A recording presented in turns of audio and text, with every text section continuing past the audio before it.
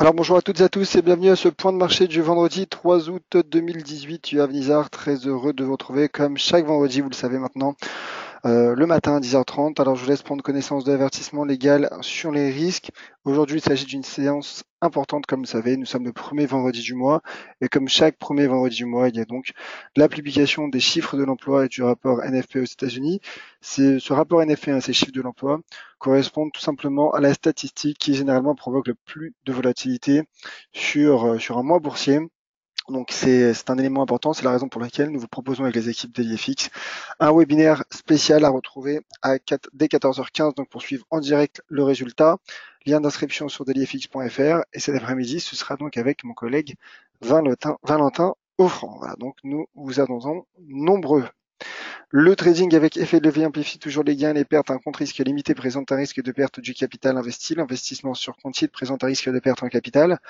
IG fournit exclusivement un service d'exécution d'ordre. Cette présentation est donnée à titre indicatif et ne saurait être considérée comme un conseil ou une recommandation. Voilà, donc le temps que vous preniez bien en compte cet avertissement légal sur les risques, je vous rappelle que vous disposez du chat pour laisser vos commentaires et me poser toutes vos questions. N'hésitez pas également à me dire ce que vous pensez des stratégies qui ont été évoquées tout au long de la semaine, et également celles qui seront évoquées aujourd'hui. Il y a des configurations intéressantes, donc n'hésitez pas à me dire ce que vous en pensez, si vous êtes d'accord, plutôt d'accord ou pas. Et n'hésitez pas donc également à me poser donc toutes vos questions ou revenir sur certains actifs que je n'aurais pas évoqués, puisque malheureusement je ne peux pas évoquer tous les actifs. Mais n'hésitez pas donc à me l'indiquer si vous souhaitez que je revienne sur par exemple une paire de devises ou un actif en particulier. Voilà donc, bonjour également à Raymond et Thibaut. Voilà donc pour cette introduction.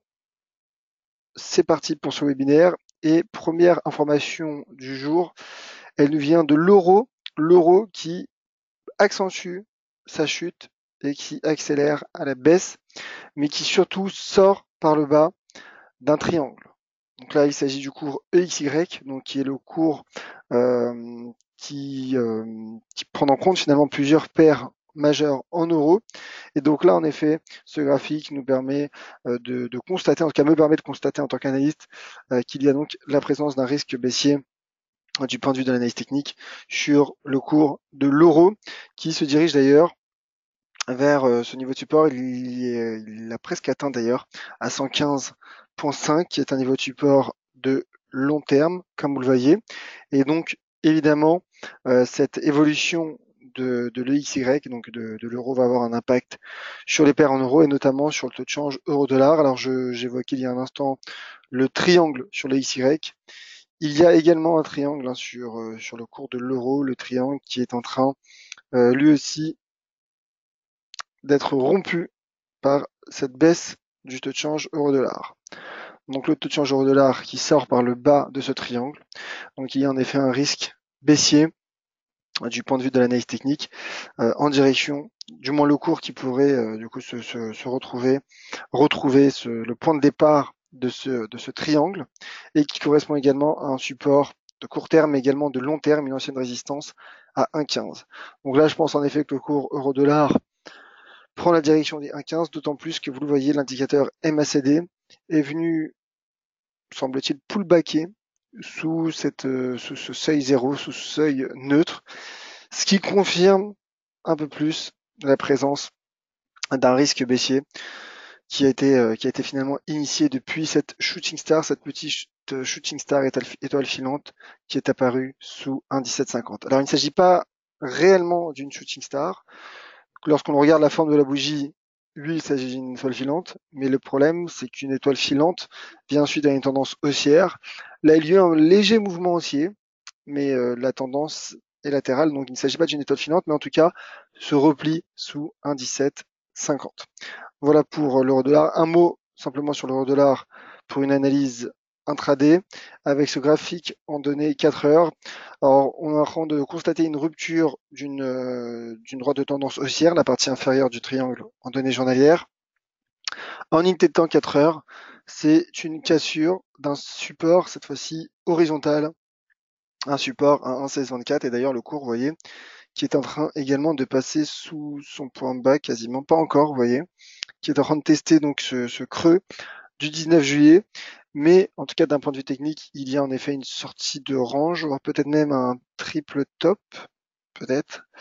En tout cas, sortie de range en unité de temps 4 heures, ce qui confirme la présence d'un risque baissier en direction de 1,15, d'autant plus que l'indicateur RSI en unité de temps 4 heures est passé sous le seuil, sous la bande 30, donc risque technique baissier sur le taux de change euro-dollar, bien aidé donc par la baisse de l'euro et un dollar qui continue, qui reste en tout cas proche de ses sommets en amont de l'apparition du rapport NFP. Voilà pour l'euro-dollar. Un mot sur le GBP-USD, une paire dont on a beaucoup parlé hier puisqu'il y a eu l'intervention de la Banque d'Angleterre, une intervention plutôt prudente, en tout cas qui a été jugée comme telle par le marché puisque les livres sterling, on l'a suivi également en webinaire hier à 14h30.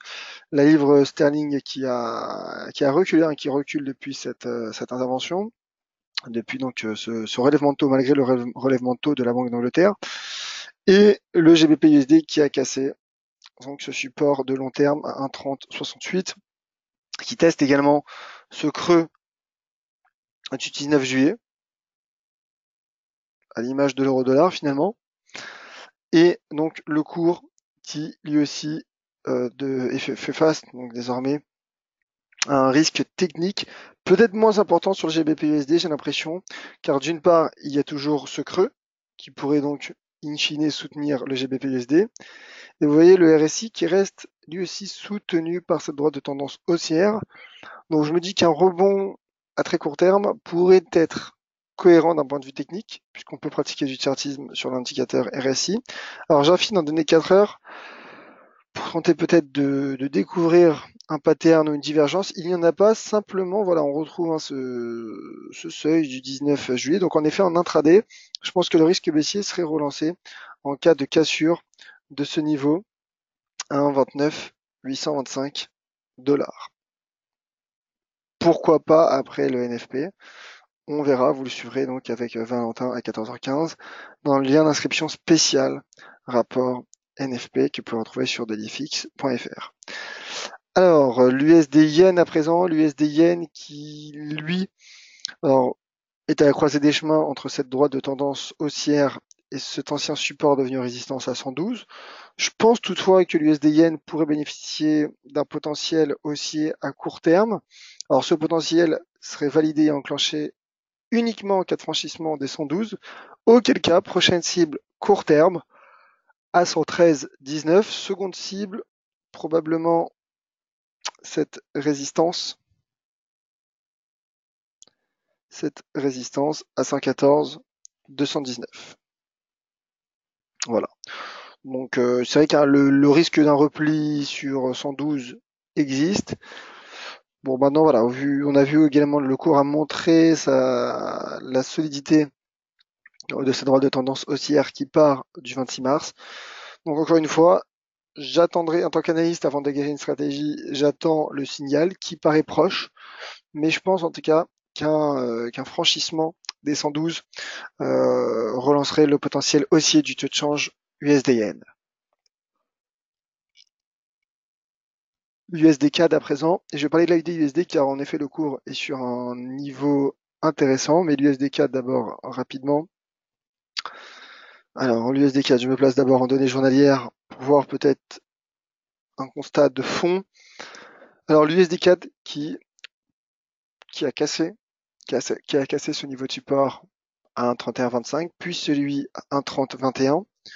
Donc je me dis en effet qu'un pullback sur 1,3021 serait plutôt cohérent, mais surtout relancerait la dynamique baissière du taux de change en direction des 1,2886.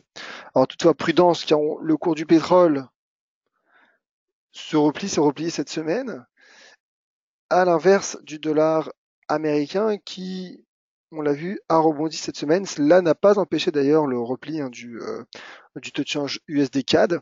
Donc pour le moment, je surveille cet éventuel pullback. Je me positionne en données 4 heures pour voir s'il y aurait peut-être un signal baissier qui serait confirmé. Pas réellement. J'ai l'impression pas réellement, puisque vous voyez le RSI en données 4 heures. a franchi une oblique. Alors que l'on peut ajuster, et que je vais ajuster. Alors, vous voyez donc c'est cette oblique que je mets en rouge pour que ce soit plus clair, qui a, semble-t-il, été franchie lors des dernières séances, hier. Donc je me dis que finalement il y a le risque baissier sur un 30-21 pourrait finalement ne pas procurer ces effets. Le cours qui est tout juste sur ce pivot, vous voyez, qui teste ce pivot. Donc en effet, je reste neutre sur du SD CAD à court terme. Voilà. Je préfère rester neutre car il n'y a pas un point qui me permettrait en effet de dégager une stratégie. Comme je l'ai dit, peut-être un 30-21, mais voilà, le cours qui est vraiment positionné dessus. En données hebdomadaires, bon bah le cours qui a franchi également, qui a cassé donc qui a cassé ce niveau à 1,31, ce niveau de support. Donc ce qui pourrait renforcer la présence d'un risque baissier. Mais voilà, je préfère rester neutre, mais je surveillerai quand même le potentiel, l'éventuel potentiel baissier sur ce taux de change USD CAD. L'AUD USD qui lui présente donc une configuration intéressante. Alors il est là, AUD USD, le voici. Voilà le cours AUD USD. Configuration intéressante, je pense que vous l'avez deviné en regardant ce graphique. C'est tout simplement que le cours a rejoint un support, alors de court moyen terme, hein, qui prend forme tout de même depuis la séance du 19 juin, un support à 0,7342 et qui pourrait selon moi faire rebondir l'AUD USD sous cet ancien support devenir résistance à 0,7444. Le contexte, la tendance de fond de ce début d'année reste baissière, la tendance reste baissière comme le montre cette droite de tendance baissière, mais à court terme, en effet, il y a un support qui pourrait, bien sûr, procurer ces effets, et donc je dirais que l'analyse technique procure naturellement un potentiel aussi au moins de rebond sur la USD qui pourrait selon moi donc retrouver 0,7444. En cas de rupture des 0,7342, ce scénario serait bien sûr complètement invalidé et ce serait un risque baissier, un important risque baissier qui prendrait forme à court terme sur le taux de change AUD USD. Voilà donc pour ce petit tour d'horizon Forex et je vais passer aux indices européens. Si voilà, vous souhaitez que je revienne sur un actif en particulier, n'hésitez pas à me le faire savoir. Bonjour également à Didier qui vient de nous rejoindre. Didier, toujours de Thaïlande, qui nous suit et avec fidélité. Merci infiniment, mon cher Didier. Voilà, j'espère que vous kiffez beau temps en Thaïlande et que vous profitez bien de l'environnement. Alors, on va passer aux indices européens avec le CAC 40. Indice CAC 40 qui testait une zone de résistance et qui n'est toujours pas parvenu à franchir cette zone de résistance. Et là, je pense en effet, d'un point de vue technique, lorsque je regarde ces patterns, vous voyez, il y a une sorte de shooting star, peut-être même deux petites shooting stars, dont une avec un doji, et suivi d'un pendu. Donc généralement, ce sont, lorsqu'il y a une configuration de shooting star, en tout cas de marteau suivi de pendu, de marteau inversé suivi de pendu, généralement en analyse technique, sur la théorie de l'analyse technique, il s'agit d'un pattern de retournement à la baisse. Donc il y a en effet, lorsque je regarde uniquement ce graphique du CAC 40, je me dis qu'il y a un risque baissier. Qui plus est sous cette zone de résistance à 5500 points, qui est une résistance psychologique, mais également technique, si on ajuste à 5493. Et pour ajouter à cela, c'est également un seuil majeur de Fibonacci à 61,8% de retracement de cette dernière tendance baissière. Donc, je pense en effet qu'il y a un risque baissier qui pourrait reconduire le CAC 40 à court terme sur les 5450 points. Donc ça, c'est pour du très court terme. D'ailleurs, on voit que le cours a déjà atteint ce niveau et tente de rebondir. Sur du court terme, swing trading, je pense que le CAC 40, en tout cas d'un point de vue technique, et en cas de repli, si ce repli se confirme, pourrait retomber sur les 38,2% de retracement à 5400 points, qui est également un seuil rond, donc un chiffre important.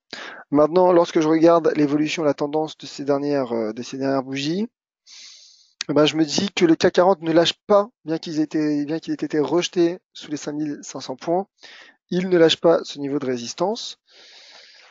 Il le teste de plus en plus, mais pattern baissier. Donc, je dirais que il y a un risque baissier sous cette résistance qui serait toutefois écarté en cas de franchissement des 5500 points, auquel cas le cours reprendrait sa marche en avant en direction des 5560 points. Alors, j'affine en données 4 heures pour voir si ce pattern baissier, ce risque baissier est confirmé ou non. Bon, le graphique 4 heures ne me dit pas grand-chose, si ce n'est peut-être le MACD qui doit rendre de passer en territoire négatif. Mais sinon, bon, on retrouve toujours cette résistance, peut-être avec un double top, vous voyez, en données 4 heures qui a été validé mais qui a déjà produit ses effets. Éventuel pullback sous 5493. Donc finalement, le graphique 4 heures ne m'indique pas beaucoup d'autres éléments. Mais voilà, le cours reste sous une résistance suite à un pattern considéré comme baissier, généralement, par la théorie de l'analyse technique. Le DAX, enfin, ensuite je passerai aux éventuelles questions, si jamais il y en a. Alors le DAX, comme je l'ai dit hier, il y a eu gap. Gap, mais le cours qui testait hier et qui teste de nouveau un support à, alors non pas à 12 600 points, puisque je l'avais ajusté, qu'il le teste, qui teste de nouveau ce seuil, mais j'avais ajusté ce niveau de support à très exactement, vous voyez, à ce niveau, j'avais ajusté hier en direct en webinaire. Le voilà, je l'ai retrouvé à ce niveau qui se situe non plus à 12 600, mais à 12 512. Et donc, sur ce niveau, je me dis qu'un rebond du DAX en direction des 12 800 pourrait prendre forme, ce qui permettrait au cours, eh bien, tout simplement, de combler son gap. Il y a un petit marteau, mais qui n'en est pas réellement un, car la tendance n'est pas baissière, mais dans la formation, c'est quand même un élément à prendre en compte. Donc, je pense en effet que le gap pourrait être comblé. Et ça rejoint ce que je disais un peu sur le cours du CAC 40, bien qu'il y ait un pattern baissier, selon moi, en données journalières, eh ben, on voit que les indices européens n'en ont peut-être pas encore terminé avec leur potentiel haussier. Donc voilà, c'est ce que je disais un peu quand j'évoquais le fait que le cours du CAC teste de plus en plus les 5500 points, mais pour le moment, en tout cas, le cours reste sous résistance. Alors c'est vrai qu'il y a une corrélation positive entre le CAC et le DAX, mais qui n'est pas non plus parfaite, qui n'est pas à 100%. Donc finalement, je me dis que le CAC pourrait se replier à très court terme, à la différence du DAX. Donc c'est vrai que finalement, cela pourrait finalement être un peu divergent et un peu étrange. Mais lorsque je regarde simplement l'analyse technique des deux cours, c'est un peu le ressenti que j'ai. Donc je pense que les prochaines heures pourraient être déterminantes du point de vue de l'analyse technique sur les indices européens. Voilà donc pour ce tour d'horizon. Je passe aux questions. Alors, une question de Raymond. Vous tracez les supports à résistance vous-même en regardant le mensuel, en regardant de droite à gauche. Alors, le niveau de support et résistance, bien sûr. Alors, comme je le dis souvent, j'aime bien avoir... Alors déjà, je vais enlever les Fibonacci simplement pour que ce soit un peu plus clair.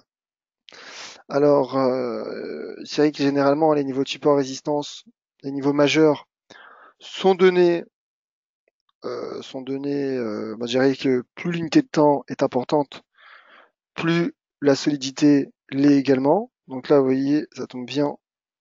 Merci, ma chère Raymond. Permettez de voir qu'il y a une immense résistance à 5512 points en données mensuelles. Très belle résistance qui pourrait donc à terme faire reculer le cours du CAC 40.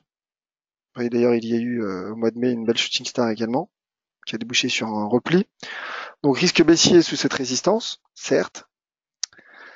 Et donc en effet, généralement en analyse technique, ce qui est faisable, ce que l'on peut faire, c'est qu'en effet, regarder les graphiques mensuels, hebdomadaires, journaliers, et ainsi de suite, afin de déterminer les niveaux de support et résistance majeurs. Donc oui, les niveaux de support et résistance, c'est moi qui les trace.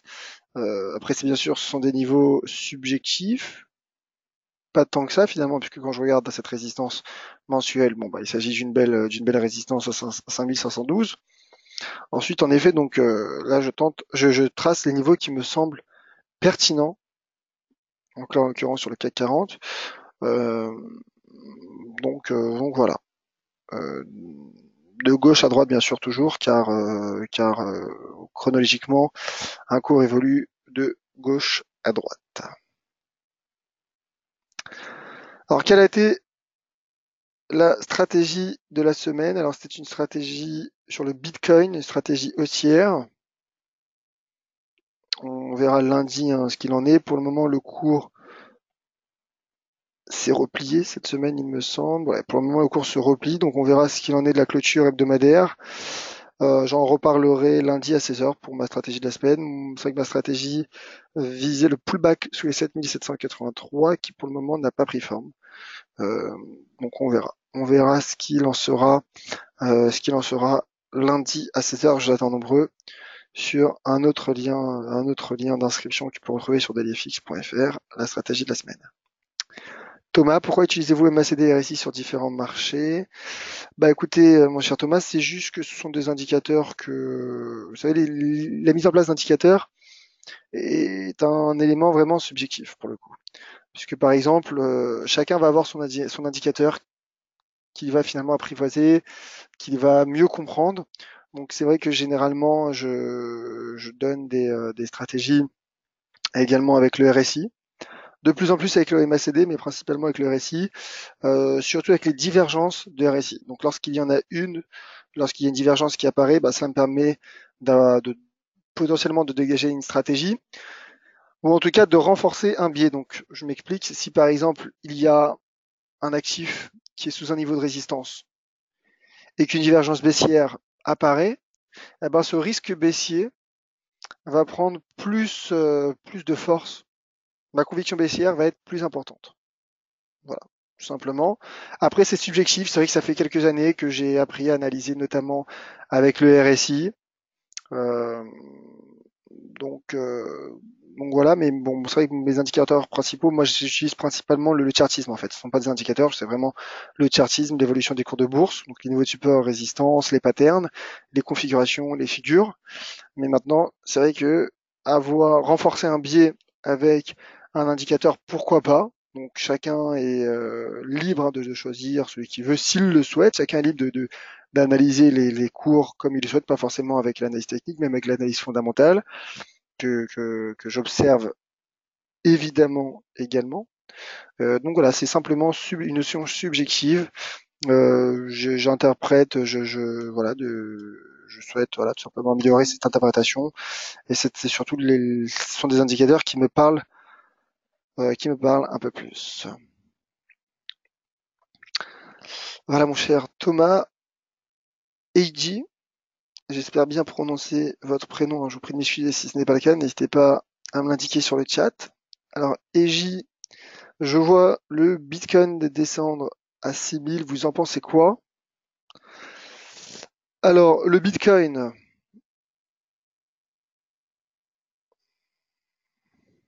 alors c'est vrai que c'était ma stratégie de la scène, moi je m'attendais au pullback, comme quoi il est toujours plus prudent d'attendre que le pullback prenne forme. Mais c'est vrai qu'il prenait forme en début de semaine, hein. C'est vrai qu'il prenait forme. Alors là, en effet, il y a un repli. Jusque 6000, Techniquement, c'est possible car le support majeur se situe juste en dessous des 6000 à 5864 $.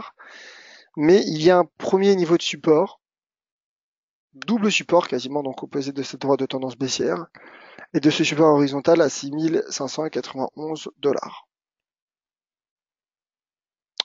voilà mon cher SJ, je pense en effet que le cours pourrait retomber à très court terme sur ce premier niveau de support. Maintenant attention, car la bougie hebdomadaire n'a pas encore clôturé, et nous sommes vendredi, donc finalement je me dis que tout est possible, puisque si finalement donné hebdomadaire le cours tient ce niveau de support à 7783 $, eh ben cela relancerait ma stratégie évoquée en début de semaine. Mais pour le moment, en effet, il y a un risque baissier qui pourrait, je pense, au moins, faire retomber le cours jusqu'aux 7200 $. Voilà. 7150. On verra pour les 6000, ça paraît ambitieux, mais pourquoi pas. Voilà mon cher Eiji. Et je pense avoir fait le tour des questions. J'espère avoir pu vous aider. Merci d'avoir été nombreux à participer sur le chat et nombreux à ce webinaire malgré cette période estivale. Merci également de m'avoir permis de reparler du Bitcoin, la stratégie de la semaine. Donc merci Raymond et EJ. Je vous attends nombreux d'ailleurs lundi à 16h pour tout simplement pour la stratégie de la semaine. Alors deux petites questions qui viennent d'arriver. Bonjour mon cher Jacques, deux petites questions très rapides. Alors l'euro-dollar pour Thomas. Alors j'en ai parlé en début de webinaire. Peut le regarder en replay, mais simplement pour en toucher un mot. Je pense qu'il y a un risque baissier puisque le cours sort par le bas d'un triangle symétrique. Donc risque baissier d'un point de vue technique. Et un mot sur le gold, me demande-t-on. C'est Thibaut. Eh ben, la baisse a pris forme. La baisse a pris forme. Le cours qui a atteint les 1204 $, qui est un niveau de support de long terme, suite d'ailleurs à ce repli sous cette droite de tendance baissière. Vous voyez, donc là, pour le coup, le pullback baissier a pris parfaitement de forme sous cette oblique baissière et sous les 1221 $. Donc le cours qui teste désormais un support. Donc sur support, je ne dégage pas de stratégie baissière, bien qu'il y ait un risque baissier au vu de cette tendance. Mais toutefois, une cassure des 1204 $ relancerait le risque baissier en direction des 1184 $. Et voilà donc le niveau de support de long terme en données hebdomadaires à 1204 $. Le marteau d'il y a 2 semaines n'a donc pas produit ses effets. Voilà, merci mon cher Thibaut. Merci à toutes et à tous. Alors comment voir les replays, demande Eric sur notre chaîne YouTube d'EliFX France. Je vous prie de m'excuser, c'est vrai que cette semaine j'ai oublié, vous savez, voilà, c'est vrai que j'étais sur d'autres projets et d'une chose à l'autre, j'ai oublié de mettre la vidéo d'hier en ligne, mais je mettrai celle d'aujourd'hui dans la matinée. Voilà, je tenterai de m'en rappeler aujourd'hui. Merci à toutes et à tous. Donc live spécial NFA avec Valentin à 14h15. Et le prochain point de marché en ma compagnie aura lieu donc lundi à 16h pour la stratégie de la semaine, lien d'inscription sur delifx.fr.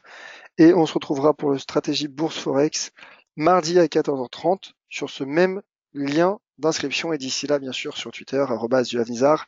Soyez prudents sur les marchés qui puisaient avant la publication du rapport NFP et avant, bien sûr, la clôture hebdomadaire. Merci à toutes et à tous. Passez un excellent week-end et donc à la semaine prochaine.